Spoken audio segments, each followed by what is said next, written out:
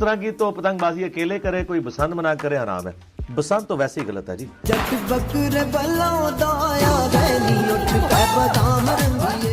اور میں بسنت منا رہی ہیں. کچھ لوگ کہتے ہیں کہ یہ ہندوؤں کا تہوار ہے. جی یہ تو جذباتی باتیں ہیں. کل کو پی ایس ایل کے اوپر کسی نے کہنا ہے کہ یہ تو انگریزوں کا تہوار ہے. ظاہر ہے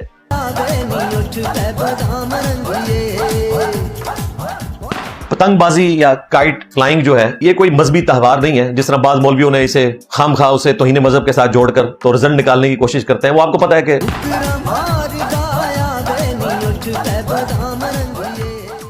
یہ ہے انجینئر محمد علی مرزا سو کالڈ ہمارے مذہبی رہنما جو آج کل ہمیں بہت بڑے لیکچرز دے رہے ہیں.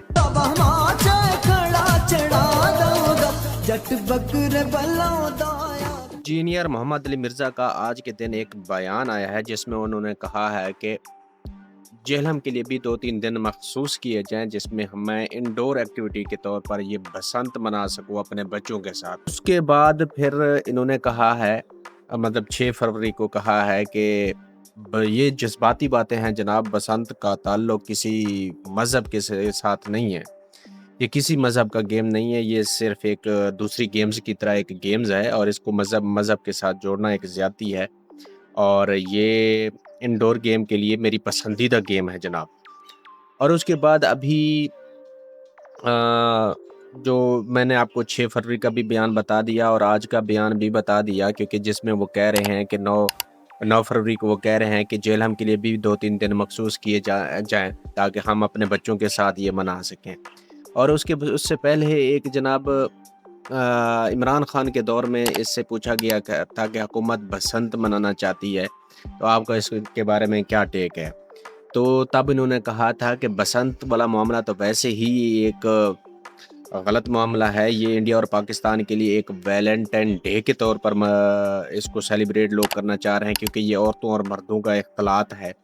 عورتیں اور مرد ایک دوسرے کے ساتھ مل کر یہ بسنت مناتے ہیں، چھتوں کے اوپر چڑھتے ہیں، برائی پھیلتی ہے اور جناب اس طرح کے بیان انہوں نے داغے ہیں جو کہ مجھے سمجھ نہیں آتا کہ وہ بیان کس طرح دیے ہیں. اور اس کے بعد پھر عمران خان کے دور میں ایک اور بات بھی انہوں نے کہی تھی انجینئر صاحب نے کہ بسنت والا معاملہ یہ تو سیدھے سیدھے قتل کے فتوے ہیں جناب. اگر بسنت سے کوئی ایک بندہ بھی مرا تو پھر وہ جو منسٹرز ہیں جس نے اس بسنت کے بارے میں کہا ہے وہ اس کے ٹنگنے کے لیے بھی تیار ہو جائیں اور دیت کے لیے بھی تیار ہو جائیں.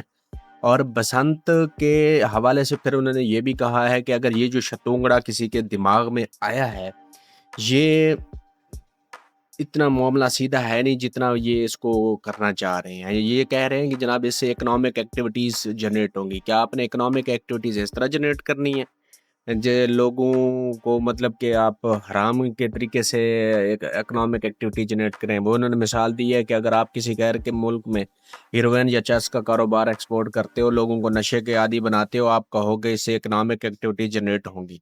یہ تو سراسر زیادتی ہے جناب. ہاں جی، یہ ہے انجینئر محمد علی مرزا سو کالڈ ہمارے مذہبی رہنما جو آج کل ہمیں بہت بڑے لیکچرز دے رہے ہیں. بہت سافٹ ویئر اپڈیٹ ہونے کے بعد یا ان کی وہ جو رہائی کے بعد کافی ساری پوڈ کاسٹ کر رہے ہیں، وہ بتا رہے ہیں جی اور گن گا رہے ہیں عمران خان کے خلاف اور اس حکومت کے بہت ہی پازیٹیو سینس میں اس کو ڈسکرائب کر رہے ہیں.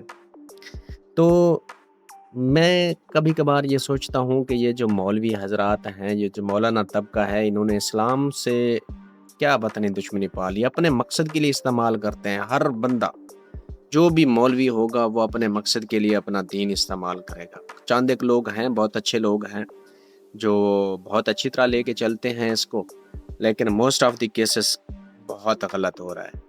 اب اس انجینئر مرزا کو دیکھ لو، پہلے اس کے بیان اور ہوتے تھے، اس کے بعد اور ہوتے تھے، اس کے بعد اور ہوتے تھے، اور ہر بیان کے اوپر یہ بیان غلط دیا جا رہا ہے. پھر جناب یہ کہتے ہیں کہ ہمارے دور میں جب میں خود ڈور لینے جاتا تھا، ہم خود بھی ڈور لیتے تھے اور کھیلتے تھے. ہمارے دور میں تو بہت اعلیٰ پتنگ بازی ہوتی تھی، بہت مزے کی پسند ہوتی تھی، اور اس کے بعد زیادہ سے زیادہ لوگوں کی جو ہے نا اب انگلیاں کٹتی تھیں. یہ گردن کٹنے والا وقت تو معاملہ ہی نہیں تھا. میں تو خوش ہوں اگر حکومت نے اس بات کا اعلان کیا ہے. تو جناب والا یہ شتونگڑے جو مولانا صاحب چھوڑ رہے ہیں یہ بھی ایک جذباتی باتیں ہیں، اور چند دن آپ صبر کریں، جس کے معاملات اگر حکومت تبدیل ہو گئی، کسی اور کی حکومت آ گئی تو پھر یہ اس کے حق میں یہ بیان دینا شروع ہو جائیں گے. بس اللہ معاف کرے جناب.